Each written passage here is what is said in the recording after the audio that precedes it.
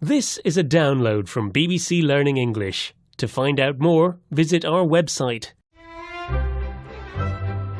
The Importance of Being Earnest, Episode 2. Algernon has just asked his good friend Jack to explain why he calls himself Jack in the country, but Ernest in London. Jack says it's because he is the guardian of a girl called Cecily, who lives with him in the country.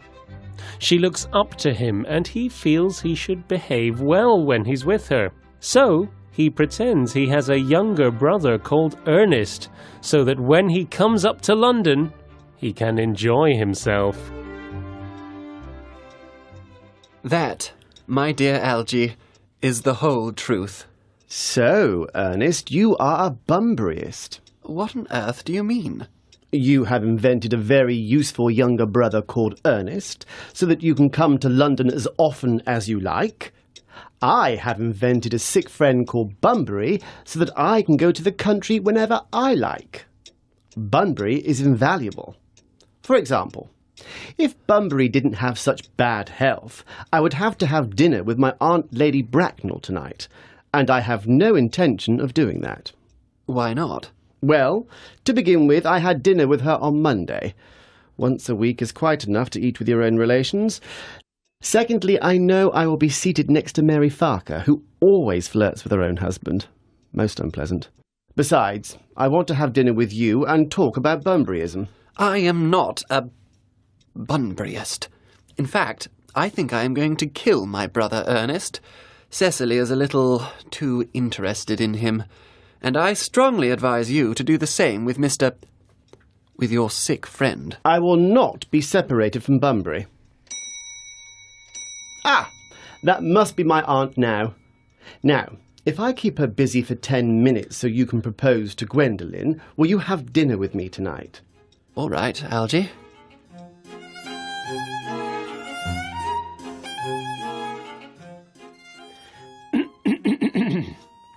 Lady Augusta Bracknell and Miss Gwendolen Fairfax. A well-dressed elderly woman and her daughter, a pretty young lady, enter the room. Good afternoon, dear Algernon. Oh, hello, Mr. Worthing. Hello, lady. Now, Algernon, I'd like a nice cup of tea and one of those cucumber sandwiches you promised me. Certainly, Aunt Augusta. Oh, good heavens. Lane, why are there no cucumber sandwiches? There were no cucumbers in the market this morning, sir. No cucumbers? No, sir. I am very sorry, Aunt Augusta. It doesn't matter, Algernon. Pour me some tea. Here you are. Thank you. Now, Algernon, about tonight. You will be seated next to Mary Farker. I'm afraid, Aunt Augusta, I won't be able to have dinner with you tonight. But why not, Algernon? Well, I have just heard that my poor friend Bunbury is very ill again. I'll have to go and see him. It's very strange. This Mr. Bunbury seems to have curiously bad health. I think it is time that he made up his mind whether he was going to live or die. And I would be very grateful if you could ask Mr. Bunbury to please not be ill on Saturday, because I need you to organise my music at my soirée. I'll speak to him, Aunt Augusta, and I'm sure he'll be well by Saturday. But why don't we go next door to look at the programme of music I've prepared? Oh, thank you, Algernon. It is very thoughtful of you. Algernon and his aunt go into the music room, leaving Jack and Gwendolen alone.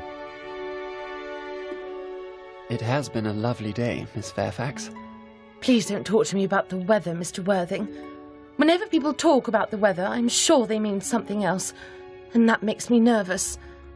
I do mean something else. I thought so. Miss Fairfax, ever since I met you, I have admired you. Yes, I realised that. Actually, I have always been fascinated by you, even before we met. Really? Yes, I've always wanted to love someone called Earnest. That name inspires complete confidence. When Algernon first mentioned that he had a friend called Earnest, I knew I was destined to love you. You really love me, Gwendolen? Passionately. But you don't really mean that you couldn't love me if my name wasn't Ernest. But your name is Earnest. Yes, I know. But what if it was something else? Do you mean you couldn't love me then? Personally, I don't think the name suits me. It suits you perfectly. But there are lots of other much nicer names. Jack, for instance, is a charming name. Jack? Oh no, Jack does not have the same sound at all. It's not exciting. The only really safe name is Earnest. Gwendolen, I must get christened at once. I mean, we must get married at once. Married, Mr. Worthing? Well, surely. You know that I love you, and you led me to believe, Miss Fairfax, that you felt the same. I adore you. But you haven't proposed to me yet. Nothing has been said at all about marriage. Well, may I propose to you now? And so Jack kneels down and asks Gwendolen to marry him. She accepts, and Jack is still on his knees when Lady Bracknell returns.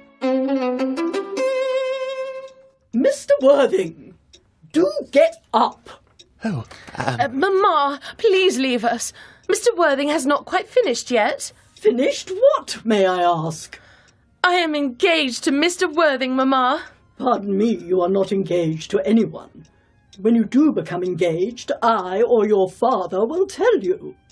A young girl should be surprised by an engagement, pleasantly or unpleasantly. It is not something she is allowed to arrange for herself. And now I would like to ask you a few questions, Mr. Worthing. Gwendolen, can you wait for me below in the carriage? Mamma!